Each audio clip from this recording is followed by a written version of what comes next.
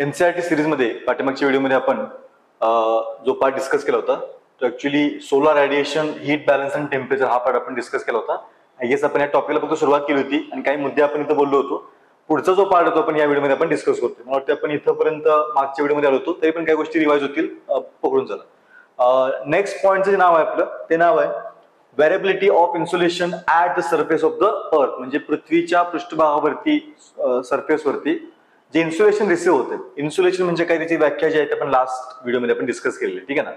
So ते insulation काय असतं आणि त्या इन्सुलेशन मध्ये काय की व्हेरिएबिलिटी म्हणजे काय की कसा डिफरन्स आहे, सगळ्या पृथ्वीवरती सारख्या प्रमाणात इन्सुलेशन मिळते का, आणि जर नसेल मिळत तर ते न मिळण्याचं कारण काय, या गोष्टींचं डिस्कशन आपण काय की या पॉईंट मध्ये करणार आहे. पाठीमागचे व्हिडिओ जर बघितले नसतील, म्हणजे सगळ्यांना रिक्वेस्ट आहे, जर तुम्ही डायरेक्टली या व्हिडिओ तुमच्यावर आला असेल तर रिक्वेस्ट आहे की तुम्ही आधी पाठीमागचे व्हिडिओज बघून घ्या, कारण का जो सिक्वेन्स आपण जे आलोय त्या सिक्वेन्स तुम्ही जर व्हिडिओ बघितले तर तुम्हाला ती जास्त रिलेट करता येईल. त्यामुळे डायरेक्टली या व्हिडिओपासून बघण्यापेक्षा पाठीमागची जी प्लेलिस्ट तुम्हाला मिळेल सेपरेट एनसीईआरटी जिओग्राफीची, त्यामध्ये तुम्ही काय करा की 11वी एनसीईआरटी संपूर्ण आपण त्यामध्ये अगदी हा आपला 9वा चॅप्टरवरती असेल. हा 9वा चॅप्टर आहे, तर पाठीमागचे 8ही चॅप्टर तुम्हाला तिथे काय की बघायला मिळतील वेगवेगळ्या व्हिडिओमध्ये, ठीक आहे ना. सो इथं आपण सुरुवात करू आपण की का तो डिफरन्स आहे कशामध्ये पृथ्वीवरती मिळणाऱ्या इन्सुलेशन मला बघायला मिळतो, त्याचं आपण कारण बघतोय. इथं काय गोष्टी लिहिल्या ते आपण एक करून बघू आपण. The amount and the intensity of insolation vary during a day. आता ही फॅक्ट हे करता जनरल फॅक्ट आहे, माहितीसाठी फक्त आपण लिहिली तुमच्या. बघा, the amount and intensity of insolation vary during a day. Day म्हणजे काय की ना दिवसामध्ये बघतो आपण की तुमच्या मिळणार जे इन्सुलेशन आहे त्याच्यामध्ये पण डिफरन्स आहे. म्हणजे सकाळी बघतो आपण की सूर्यप्रकाश जो मिळतो त्याची तीव्रता, त्याचं प्रमाण, दुपारी मिळणारा सूर्यप्रकाश त्याचं तीव्रता, त्याचं प्रमाण, आणि संध्याकाळी मिळणारा सूर्यप्रकाशाची तीव्रता आणि प्रमाण, या सगळ्यामध्ये काय की डिफरन्स असणार आहे. इन सीझन परत तेच आहे की पावसाळा असेल, उन्हाळा असेल आणि हिवाळा असेल, या तिन्ही ऋतूंच्या मध्ये मिळणारे इन्सुलेशन परत काय की वेगळं वेगळं असेल.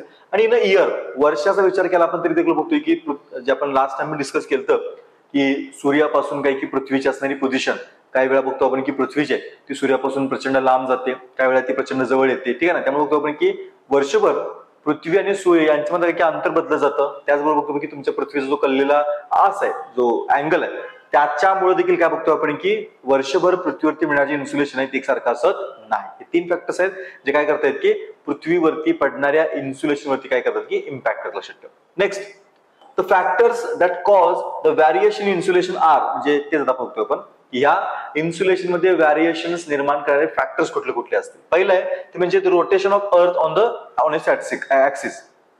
तुम्ही इमेज बघू शकताय, या इमेज मध्ये तुम्हाला क्लिअर करून जाईल की इथं हा नॉर्थ पोल आहे, इथं काय की साऊथ पोल आहे. जर आपण दाखवताना इथं नॉर्थ पोल दाखवतो, इथं साऊथ पोल दाखवतो, पण ऍक्च्युअली तसं आहे का? तसं नाहीये.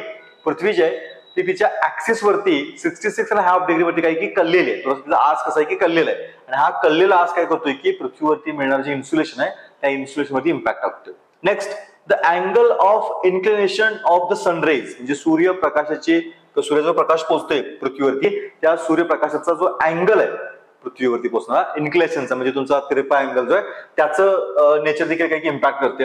Next, the length of the day, म्हणजे दिवसाचा तुमच्या काय की कालावधी, दिवस किती मोठा आहे, दिवस किती छोटा आहे. ऑब्व्हियसली दिवस मोठा असेल तर इन्सुलेशन जास्त मिळेल, दिवस छोटा असेल तरी काही इन्सुलेशन कमी मिळणार आहे.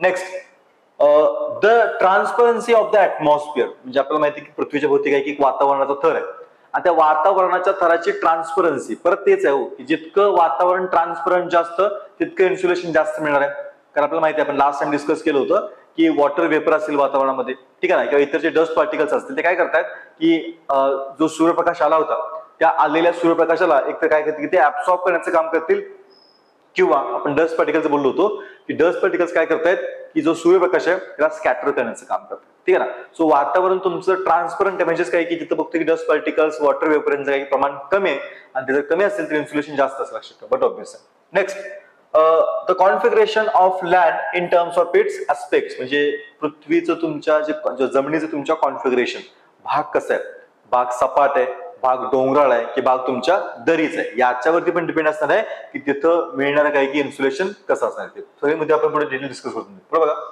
The fact that the Earth axis makes an angle of 66.5 degree with the plane of its orbit around the sun has a greater influence on the amount of insolation received at different latitudes. लक्षात ठेवा, फार interesting महत्वाची गोष्ट आहे की पृथ्वीवरती मिळणाऱ्या insulation वरती सगळ्यात मोठा इन्फ्लुएन्स किंवा परिणाम जर कशाचा असेल तर कशाचा आहे, तर पृथ्वीचा जो अँगल आपला बघतोय आपण की जो प्लेनशी 66.5 डिग्रीचा जो अँगल केलाय पृथ्वीनं, त्या अँगलमुळे बघतोय आपण की वेगळे वेगळे जे लॅटिट्यूड्स आहेत त्या लॅटिट्यूड्स वरती मिळणारा जो सूर्यप्रकाश आहे याच्या प्रमाणामध्ये काय की तुम्हाला बरीच तफावत जी आहे ती बघायला मिळते. लक्षात ठेवा, ठीक आहे ना.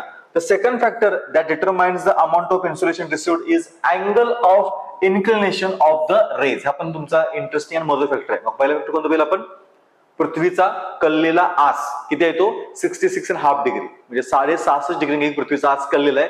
हा एक फॅक्टर आहे जो काय करतोय की इन्सुलेशन किती मिळण्यासाठी परिणाम करतोय. दुसरा फॅक्टर कोणता म्हणतोय आपण की इन्क्लिनेशन ऑफ द रेज म्हणजे सूर्याचा प्रकाश जो पृथ्वीवरती पडतोय, ठीक आहे ना, त्याचा जो अँगल ऑफ इन्क्लिनेशन आहे तो किती आहे. म्हणजे तुम्ही बघू शकता इथे म्हणले बघा, this depends on the latitude of a plane. The higher the latitude the less is the angle they make with the surface of the earth resulting in slant sun rays. The area covered by vertical rays is always less than the slant rays. आता मी explain करतो बघा काय होते त्याच्यामध्ये. तुम्ही इथे बघाल हे जर तुम्ही लाईन चेक करत असाल तर ही लाईन काय की इक्वेटरची लाईन आहे, ठीक आहे ना. कुठली लाईन ती इक्वेटरची. इक्वेटर म्हणजे काय म्हणतो आपण 0 डिग्री सेल जे तुमचा काय की अक्षवृत्त. इथून आपण जर वरती गेलो तर काय तुमच्या 0 पासून 1 2 3 4 तुमचं इथे तुमचं काय असेल की मे बी 66 डिग्री, इथं मे बी तुमचं काय की 80 डिग्री 90. तुमचे बघतो की जसं आपण वरती जाऊ खाली पण तेच आहे. काय होतं की तुमचं की लॅटिट्यूड्स आहेत त्यांचा नंबर काय होतो की वाढत जातो. तुम्ही इथं बघू शकताय की या इथं म्हणजे इक्वेटर वरती सूर्यप्रकाश जो पडतोय तो कसा पडतोय, तो बरोबर काय की 90 डिग्री मध्ये पडतोय. कसा पडतोय 90 डिग्री मध्ये. इथं म्हटले बघा की the area covered by the vertical rays is always less than the slant rays. म्हणजे सरळ पडणारी तुमची जी किरण असते ना त्या किरणांनी इथं कव्हर केलेला एरिया कसा असतो, कमी असतो. बघा इथं बघतोय की तुमचं इक्वेटर जे आहे त्या इक्वेटरवरती काय म्हणलो आपण की सूर्यप्रकाश कसा पडतोय की एकदम स्ट्रेट व्हर्टिकल पडतोय आणि त्या व्हर्टिकल एरियानं कव्हर केलेलं डिस्टन्स कसं, सॉरी डिस्टन्स नाही, कव्हर केलेला एरिया कसा असतो, कमी असतो. कमी एरिया जास्त सूर्यप्रकाश त्यामुळे बघतो की इथं काय की इन्सुलेशन जे कसं असणार इथं जास्त असणार आहे. अगदी अपोजिट जसं आपण काय करू की वरती जाऊ म्हणजे हायर लॅटिट्यूड जाऊ आपण तसं काय होतंय की अँगल जो आहे सूर्यप्रकाशाचा तो काय होतोय की थोडासा स्लॅन्ट होत होते. म्हणलं काय म्हणले की अँगल कसा होतोय की स्लॅन्ट म्हणजे तिरपा होतोय अँगल. अँगल तिरपा झाल्यामुळे काय होतंय इथं जी तुमची सूर्यप्रकाश पोहोचतोय तो काय करतोय तो थोडासा जास्त एरिया कव्हर करतोय. समजते ना. इथं बघतोय की व्हर्टिकल सनरेज मुळे एरिया जो कव्हर आहे तो कसा ही कमी एरिया आहे आणि इथं बघतोय की तुमच्या स्लॅन्ट अँगल मुळे काय होतं की एरिया जो कव्हर तुमचा होतोय कसा होतोय की थोडासा जास्त होतोय. एरिया कव्हर जास्त झाल्यामुळे काय होतंय की सूर्यप्रकाश फार जास्त भागावरती काय होते की डिस्ट्रीब्यूट होते.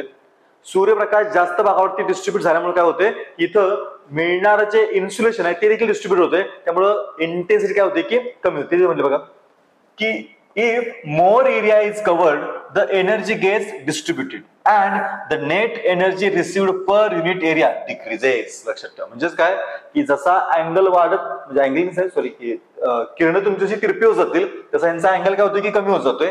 अँगल कमी होतोय मात्र त्यांनी काय होतंय की कव्हर केलेला एरिया काय की तुमचा वाढतोय. कव्हर केलेला एरिया वाढल्यामुळे काय झालं की तुमच्या आता की इन्सुलेशन जे रिसिव्ह होतं त्याचं प्रमाण कसं होतंय की कमी होतं. म्हणजे थोडक्यात इक्वेटर आणि त्याच्या जवळचा जो भाग आहे त्या भागावरती सूर्यप्रकाश एकदम स्ट्रेट पडतोय, व्हर्टिकल पडतोय तुमचा किंवा 90 डिग्री मध्ये पडतोय. सूर्यप्रकाश 90 डिग्री मध्ये पडल्यामुळे काय होतंय की तिथं बघतोय आपण की या सूर्यप्रकाशानं सरफेसशी केलेला अँगल कसा की तुमचा फार मोठा अँगल आहे. कळते ना. या सूर्यप्रकाशानं सरफेसशी केलेला अँगल फार मोठा आहे आणि बघतो आपण की इथं काय होतंय इथं त्यानं कव्हर केलेला एरिया कसा असतो की फार कमी असतो. लक्षात ठेवा कव्हर केलेला एरिया कमी झाल्यामुळे बघतो की इंटेन्सिटी फार जास्त आहे, इन्सुलेशन फार जास्त आहे. जसं आपण वरती जाऊ किंवा खाली जाऊ आपण तुमच्या काय होते की सूर्यप्रकाश तिरपा होत जातोय. तिरपा सूर्यप्रकाश त्यानं सरफेस केलेला अँगल काय होतोय की कमी होते.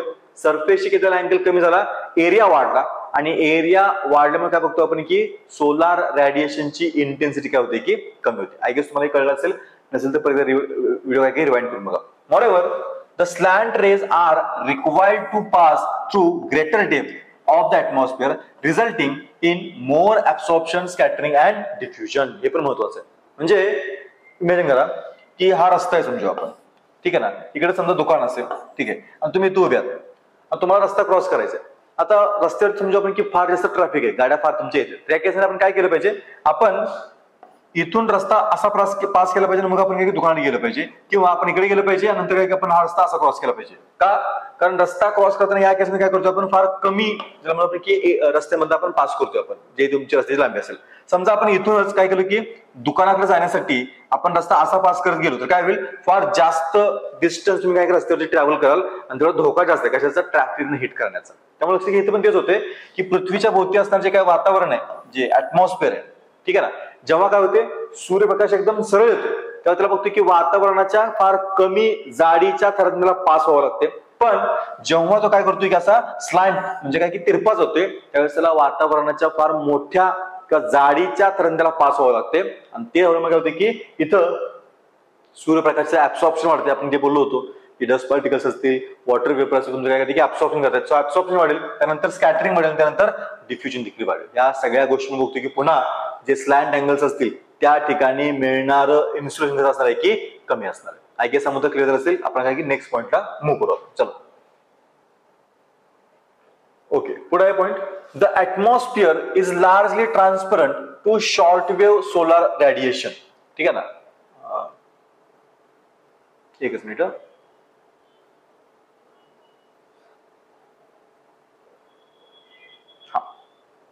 काय म्हणजे बघा, the atmosphere is largely transparent to short wave radiation. म्हणजे जनरली बघतो आपण मागच्या व्हिडिओमध्ये पण हा पॉईंट डिस्कस केला होता की सूर्यापासून येणारे जे काही रेडिएशन्स आहेत ते कोणत्या फॉर्म मध्ये असतात, ते शॉर्ट वेव्हच्या फॉर्म मध्ये असतात. कळते ना, लघु तरंग ज्याला म्हणतो आपण. ठीक आहे ना. आणि मग पृथ्वी एकदा गरम झाली त्या रेडिएशन्स मुळे, पृथ्वी काय करते की स्वतः पण काय करते की रेडिएशन बाहेर टाकायला चालू करते.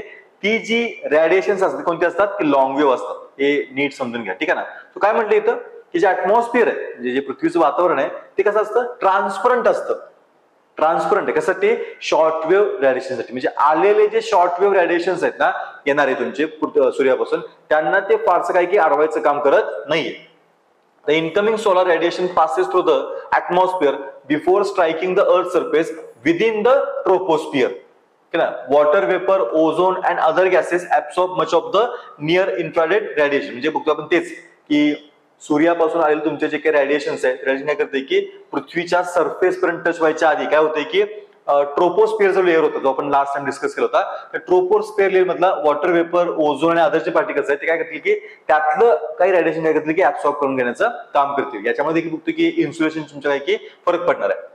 Very small suspended particles in the troposphere scatter visible spectrum both to the space and towards the earth surface. म्हणजे इथं ही पण फॅक्ट आहे, ती फॅक्ट महत्वाची आहे. काय म्हणजे व्हेरी स्मॉल सस्पेंडेड पार्टिकल्स, म्हणजे वातावरणामध्ये किंवा तुमच्या ऍटमॉस्फिअर मध्ये काही अतिशय स्मॉल छोटे काय की सस्पेंडेड पार्टिकल्स आहेत. ते काय करतात बघा, in troposphere scattered visible spectrum both to the space and towards the earth. म्हणजे आलेला जो सूर्यप्रकाश आहे त्या सूर्यप्रकाशाला स्कॅटर करण्याचं काम करतील. आणि ते स्कॅटरिंग जे आहे ते त्या स्कॅटरिंग मध्ये काही रेडिएशन तुमच्या पृथ्वीवरती येतील आणि काही काही तुमच्या स्पेसमध्ये निघून जातील. लक्षात ठेवा. ठीक आहे ना. पुढे म्हटलं बघा, this process adds colour to the sky. हे पण महत्वाचं आहे. म्हणजे आपल्याला जो आकाशाचा रंग दिसतोय, साधारणतः आपण निळ्या रंगाचा आकाश बघतोय, ऍक्च्युली आकाशाला कोणताच रंग नाही. तुम्ही जर आउटर स्पेस मध्ये गेलो आपण तर आउटर स्पेस मध्ये आकाशाचा रंग कोणता असतो, ब्लॅक रंग दिसतो. कुठला रंग आपल्याला दिसत नाहीये. पण पृथ्वीवर बघताना काय की आपल्याला आकाश जे आहे ते निळ्या रंगात दिसतं. कारण काय त्याचं आता हेच आपण बोललो की ट्रोपोस्फिअर मध्ये असणारे जे काही सस्पेंडेड पार्टिकल्स आहेत ते सस्पेंडेड पार्टिकल्स काय करतायत की आलेल्या सूर्यप्रकाशाचं स्कॅटरिंग करतायत. लक्षात ठेवा. काय करतायत, आलेल्या सूर्यप्रकाशाचं स्कॅटरिंग करतायत. आणि ते स्कॅटरिंग कसं होते, विजिबल लाईट स्पेक्ट्रम मध्ये. आपण सगळ्यांनी शाळेमध्ये अभ्यास केला तुमचा की जी व्हाईट लाईट आहे त्या व्हाईट लाईटच्या आतमध्ये काय असतं की 7 रंग वेगळे तुमचे असतात. त्यांना आपण जर फोडलं, स्कॅटर केलं, त्यात आपल्याला काय मिळेल की 7 वेगळे रंग बघायला मिळतील. तेच इथं होते की डस्ट पार्टिकल्स काय करतात की या लाईटचं, विजिबल लाईटचं त्याच्या कलर स्पेक्ट्रम मध्ये काय घेतलं की स्कॅटरिंग करतील. आणि त्या कलर स्पेक्ट्रम मधला कोणता रंग तुम्हाला जास्त स्कॅटर होतोय तर ब्लू रंगाचा किंवा तुमच्या निळ्या रंगाचा.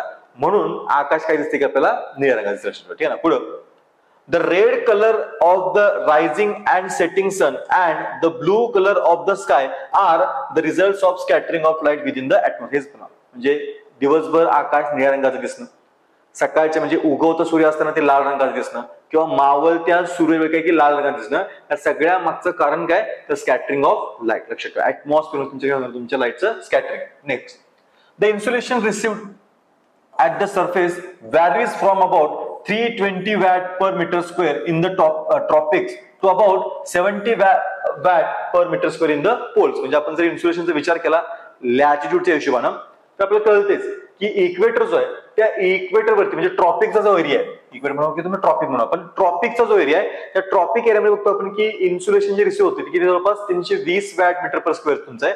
आणि तेच आपण जर पोलचा विचार केला तर पोलच्या एरियामध्ये जवळपास 70 वॅट मीटर पर स्क्वेअर. हा तुमचा काय की इन्सुलेशन मधला डिफरन्स आहे. पुढं maximum insolation is received over the sub tropical desert. हे पण लक्षात ठेवा बरं का, कारण का जनरली बघतो की आता पृथ्वी अशी आपण ड्रॉ केली, मधला जो बेल्ट आहे तो तुमचा काय असेल की ट्रॉपिकल तुमचा बेल्ट असेल आणि त्याच्या वरचा तुमचा काय असेल की सब ट्रॉपिकल बेल्ट आहे. ठीक आहे ना. तर मॅक्झिमम जे इन्सुलेशन रिसीव्ह होते ते कुठे तुमचं होते ते सब ट्रॉपिकल डेझर्ट्स वरती, ट्रॉपिकल रिजन वरती फार जास्त नाही लक्षात, म्हणजे मॅक्झिमम विषय केलं तर. Where the cloudiness is the least. लक्षात घ्या, म्हणजे रिझन मी सांगितले की सब ट्रॉपिकल रिजन जे डेझर्ट्स आहेत म्हणजे काय की साधारणतः वाळवंट आहे अशा एरियामध्ये काय म्हणले की इन्सुलेशन सगळ्यात जास्त रिसीव्ह होते. त्याचं कारण काय, तिथं क्लाउडीनेस जो आहे तो कसा असतो लिस्ट असतो, म्हणजे त्या भागामध्ये बघतो आपण की ढगाळ वातावरण तुम्हाला अजिबात बघायला मिळणार नाही. सो ऍटमॉस्फिअर एकदम क्लीन आहे, ट्रान्सपरंट आहे आणि ऍटमॉस्फिअर एकदम क्लीन आणि ट्रान्सपरंट असल्यामुळे बघतो आपण की तिथं इन्सुलेशन काय की सगळ्यात जास्त रिसीव्ह होते.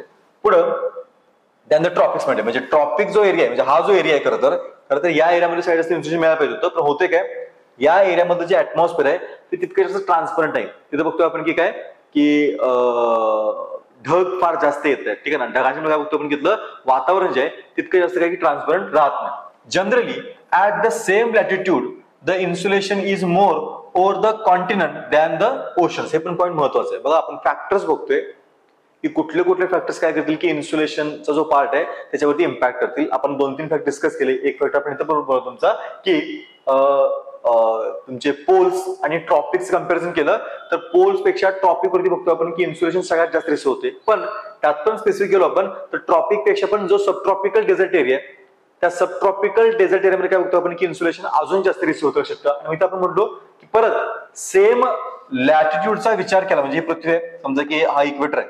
ठीक आहे ना. आता आपल्याला असं वाटतं की इक्वेटर वरती पडणार आहे की सूर्यप्रकाश तुमचा सेमच असेल तर त्याचं इन्सुलेशनचं प्रमाण कसं असेल की सेमच असेल. असं होत नाही. का होत नाही की पुन्हा बघतो आपण की समजा इथं लँडचा एरिया आहे, इथं काय की वॉटरचा एरिया आहे. ठीक आहे ना. दोघांच्या वरती पडणारं इन्सुलेशन जरी सेम असलं सूर्यप्रकाश तुमचा तरी रिसीव्ह होणारं जे इन्सुलेशन आहे ते मात्र काय की वेगवेगळं असेल. आणि इथं म्हटलं बघा generally at the same latitude the insulation is more over the continent.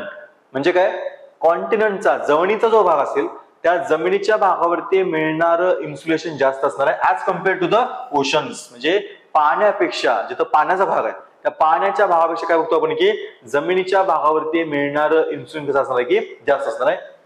In winter the middle and higher latitudes receive less radiation than the summer. त्यात हे माहिती आहे की जो हिवाळा आहे त्या हिवाळ्याच्या काळामध्ये देखील बघतोय की तुमचं काय की इन्सुलेशन जे आहे ते तुम्हाला कमी जास्त प्रमाणात काही रिसीव्ह होताना दिसणार आहे. सो इथं आपण बघतोय की बऱ्यापैकी इन्सुलेशन वरती इम्पॅक्ट करण्याचे काही फॅक्टर्स आहेत ते फॅक्टर्स आपण डिस्कस केले. चला पुढे करूया आपण.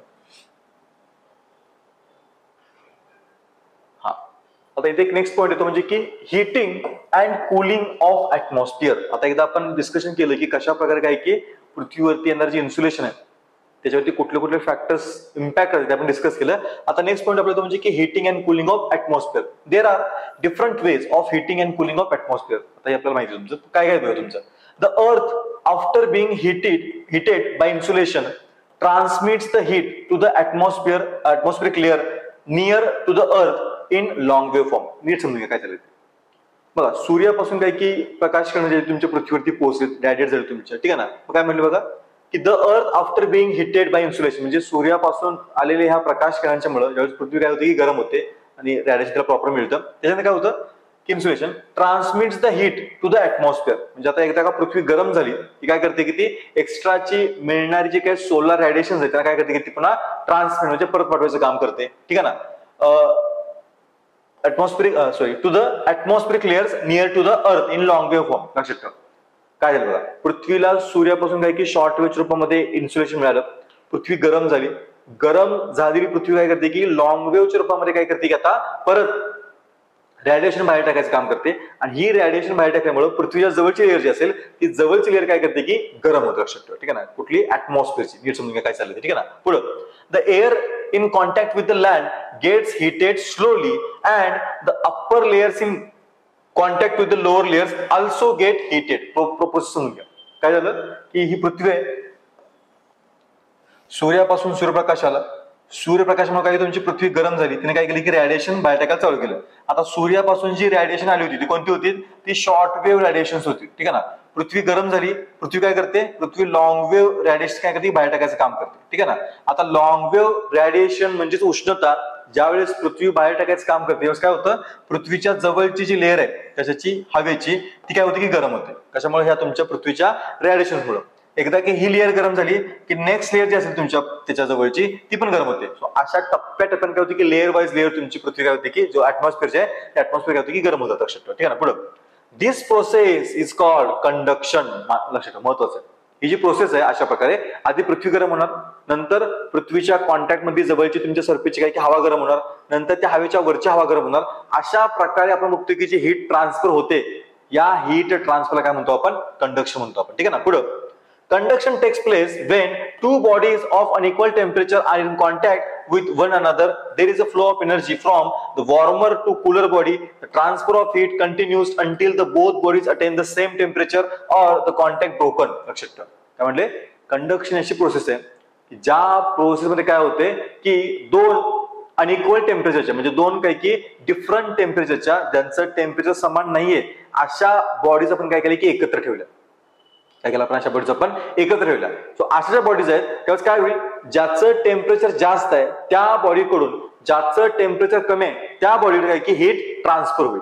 असं कधी पण होणार जोपर्यंत या दोन्ही बॉडीजचं दोन्ही ऑब्जेक्टचं काय की टेम्परेचर समान होत नाही किंवा त्या दोघांमध्ये कॉन्टॅक्ट होत नाही की ब्रेक होत नाही. या प्रोसेसला काय म्हणतो आपण, कंडक्शन म्हणतो आपण. Next, conduction is important in heating the lower layers of the atmosphere. हे पण फॅक्ट लक्षात ठेवा. म्हणजे ऍटमॉस्फिअरच्या त्या खालच्या लेयर्स आहेत, लोअर लेयर्स आहेत, त्या लोअर लेयर्स गरम होण्यासाठी काय बघतो आपण की कंडक्शन ही जी मेथड ती सगळ्यात जास्त युजफुल आहे. नेक्स्ट बघतोय आपण, the air in contact with the earth rises vertically on heating in the form of currents and further transmits the heat to the atmosphere. ही पण एक सेकंड मेथड म्हणून आपण की ज्याद्वारे काय की ऍटमॉस्फिअर तुमचं गरम होऊ शकतं. एक तर आपण बघितलं कंडक्शन मेथड काय होतं की ऍटमॉस्फिअर गरम होते.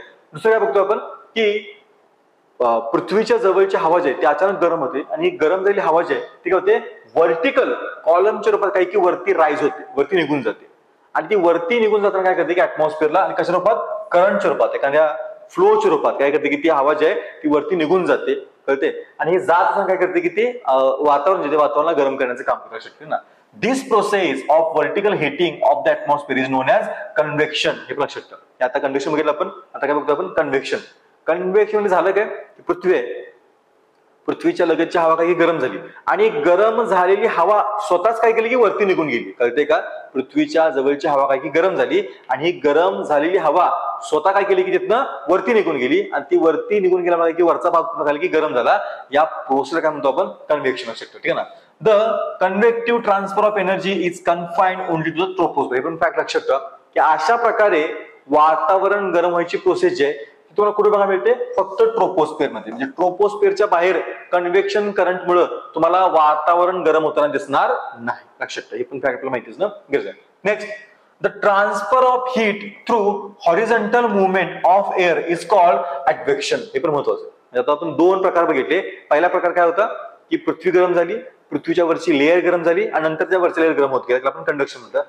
नेक्स्ट काय बघितलं आपण, पृथ्वी गरम होते आणि तिथली हवा गरम होते आणि गरम झालेली हवा स्वतः काय करते वरती निघून जाते व्हर्टिकली, त्याला काय म्हणतो आपण की कन्व्हेक्शन.